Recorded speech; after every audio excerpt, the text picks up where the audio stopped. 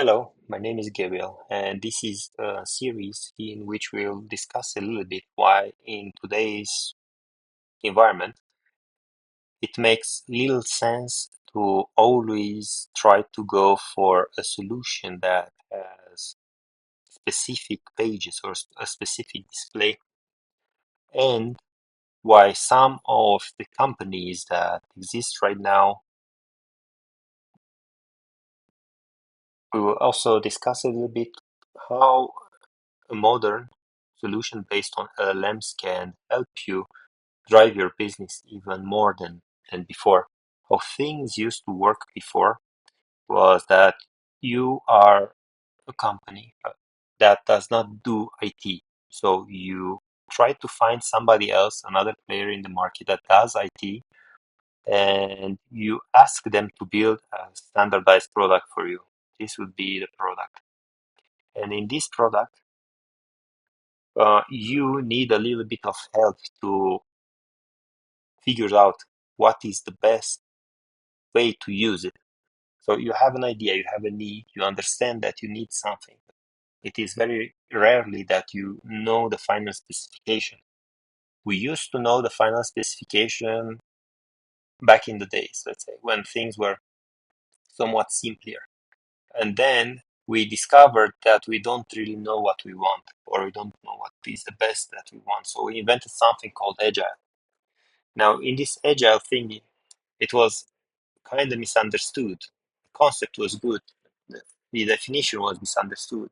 What we ended up with was a little bit of a chaos in which we did not have to think so much ahead of the time how things should look in the end. We could just start building, identify the the, the bits that can be reused, build these first, and the other bits just do whatever in them. Do something, and as soon as you manage to release it and to let it be used, the better. That was that was the standard for quite some years. Then around these, we started having bigger IT companies that were taking the products that they have developed already. They were putting a stamp on them, and they were saying, okay, these products are okay. Now they have a name. Now we can reuse this product in multiple companies. This looked like standardization. That's why, thanks to this process, that's why most of the websites nowadays look pretty similar. So this solved the problem. The problem was that now everybody with an idea can find a software product which allows them to implement their idea as good as possible. However, this is not necessarily the case anymore, I would say, because now we have these LLMs, and these LLMs, I'll put them in green here. They are pretty good at understanding some text from a non-technical person and trying to transform this text with the help of some data into a useful page or a useful display of information. How good they are at this job is a twofold question. One is how smart is this LLM, but this is kind of solved. Usually, the more you pay, the better model you get. There are some free ones that you can use at home. There are paid ones, and with $5 or $10, you get not only a page, you get a working application. And then the second part is what if the LLM itself can function like a loop, can help you improve your own prompt and show you the final result until you are happy with it. So what we are trying to build here is this.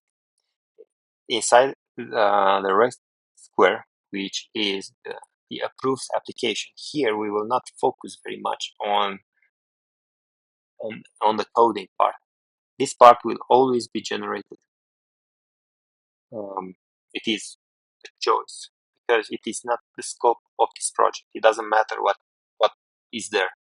What matters is the green part, is the fact that we can use an LLM and a prompt to generate or to manipulate data in a way that a business finds useful.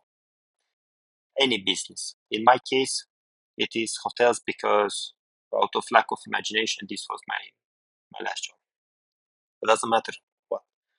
If you have things to show, and if when showing the things you generate some value for your business, this is a framework you can use. That these LLMs that we've made in green and the box that we've made in red, which is the backend or the server of your application. Here, these LLMs in the last couple of months, maybe 1 year, got really good at calling something called tools. So here, there can be little programs that are to be reused that don't do the whole work by themselves, that always say, hey, to the left, they describe to the LLM what they expect, and to the right, they describe to the LLM what will come out of it. They will also contain a description somewhere here with what they do. So the LLM doesn't see their code. The LLM just sees what they expect and what they produce. And the LLM itself has some levels of smartness. Some are smarter, maybe 2 light bulbs. Others are super smart and super expensive, 3 light bulbs. And others are just 1 light bulb. Based on how smart this model is, it will go slower. Being smart means that you know more information, and also you have some more internal loops. You discuss with yourself a lot. You ask this is what the model does inside. It generates some words, and then based on these words tries to generate some questions, and it keeps asking itself if he's right, if he's doing the right choices. However, the funny thing is that these questions are both good and bad. Sometimes they drive to a good result. Other times they go so off track that you end up in a situation where you don't even remember where you started from. But the funny thing is that they managed to do this without actual understanding. You can think of them as quite stupid. However, it looks like if we put enough meaning into words, you get something that you can work with. So these LLMs that we have here, in no way they will solve the whole problem. They will always be slower than the code that is being written by humans with good intentions in the red box. But what they can do is they can take the prompt that describes your web page and they can analyze the red boxes that they have there, the red functions, the red tools, and they can make a list of steps that they have to perform in order to fill in the content for the green box that we want to have as a display. And at that point, when we are happy with what we have as a display, then it makes sense to actually use an IT company and tell them, hey, look, this is the page that we use the most. We are happy with how it displays information here. These are the requirements. Please make us the same page. Now, there is one question to be had. If we have the perfect prompt and we have perfect outcome and we have perfect functions and we have the perfect incoming data, by perfect means that for our use case, they are good enough. They are something that every time we reuse them, and we are happy.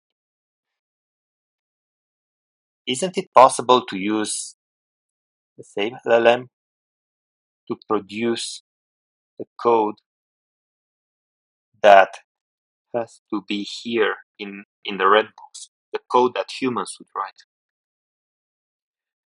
Now,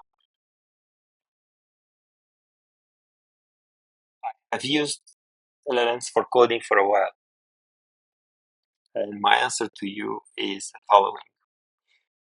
It is almost impossible to achieve this without a degree of technical knowledge. There are many pitfalls in the sense that you can look at something, you can read it, and it might look okay to you. You can try to study what a piece of code does and say that, yeah, okay, looks fine. But you need experience and training to produce something that is actually good. So here, if you have reached this point in the video, probably you're thinking about that. Okay, there are vibe coders and let's say manual coders. I don't know how non-vibe coders are called these days. And they are split in two. Actually, it's not that. If you're doing this arrow without knowledge and you just code something and you put it there, you will end up with a lot of junk. If you do the same arrow with manual coders who have no interest or no experience, you'll end up with junk. In both cases, you'll end up with junk. With vibe coding, you end up with junk faster. You end up in minutes. With manual coders, with bad manual coders, you'll end up there in days. But the result is the same. Even people without proper training can write slow code or bad code, buggy code rather easily. It is not a fault of the LLM that the code is bad. Anybody can do it. So what is actually achievable and what is reasonable to consider is that we use an LLM to access some of the data together with some of the tools in order to make a prompt which we refine until it is good enough and creates a display that we want.